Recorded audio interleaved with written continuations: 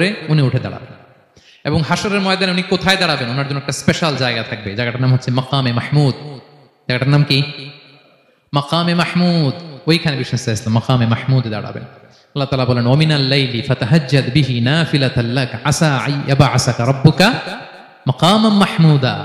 ওখানে বিষ্ণু সাল্লাল্লাহু আলাইহি ওয়াসাল্লাম দাঁড়াবেন এবং বিষ্ণু সাল্লাল্লাহু আলাইহি ওয়াসাল্লাম বলেন আযান শোনার পরে কেউ যদি এই দোয়াটা পড়ে, আল্লাহুম্মা রাব্বা হাযিহি দাওয়াতিত তাম্মা ওয়াস সালাতিল কাইমা আতি মুহাম্মাদানিল ওয়াসিলাতা ওয়াল ফাদিলা ওয়া বা'আথহু মাকামান মাহমুদা আল্লাযী ওয়া'আদতা। এই দোয়াটা যে পড়ে আযান শোনার পরে, বিষ্ণু সাল্লাল্লাহু আলাইহি ওয়াসাল্লাম বলেন হাল্লাত লাহু শাফাআতি ইয়াউমাল কিয়ামা, কিয়ামতের দিন তার জন্য সুপারিশ করা আমি নবীর জন্য ওয়াজিব হয়ে যায়।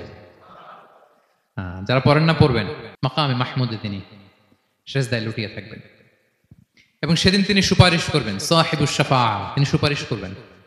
অন্য কোন নবী সুপারিশের সাহস করবে, স্পর্ধাও দেখাবে।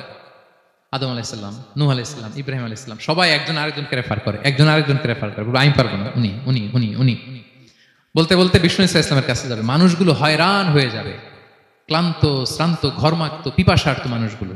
50,000 বছর হবে সেই দিনটা, কিয়ামতের দিন। মানুষগুলো পেরেশান, যেই নবীর কাছে যায় বলে পারবো না, উনি উনি শেষ পর্যন্ত এটা যে বিষ্ণু সাল্লাল্লাহু আলাইহি ওয়াসাল্লামের কাছে ঠেকবে। বিষ্ণু সাল্লাল্লাহু আলাইহি ওয়াসাল্লাম কোথায় থাকবেন যেন? জায়গাটার নাম মাকামে মাহমুদে সেজদা অবস্থায় থাকবেন।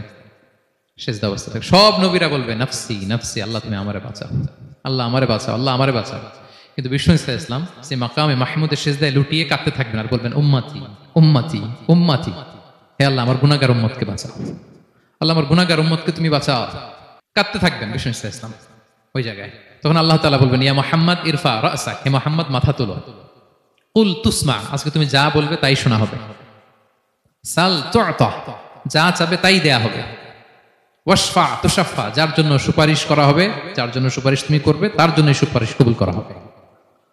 বিষ্ণু সাল্লাল্লাহু আলাইহি ওয়াসাল্লাম তখন সুপারিশ করবেন, শুরু করবেন, স্টার্টিং। তো বিষ্ণু সাল্লাল্লাহু আলাইহি ওয়াসাল্লামের সুপারিশ আমরা চাই কি চাই না বলেন? আল্লাহ তাআলা আমাদেরকে বিষ্ণু সাল্লাল্লাহু আলাইহি ওয়াসাল্লামের সুপারিশ লাভে ধন্য করুক, আমরা পড়ি আমিন।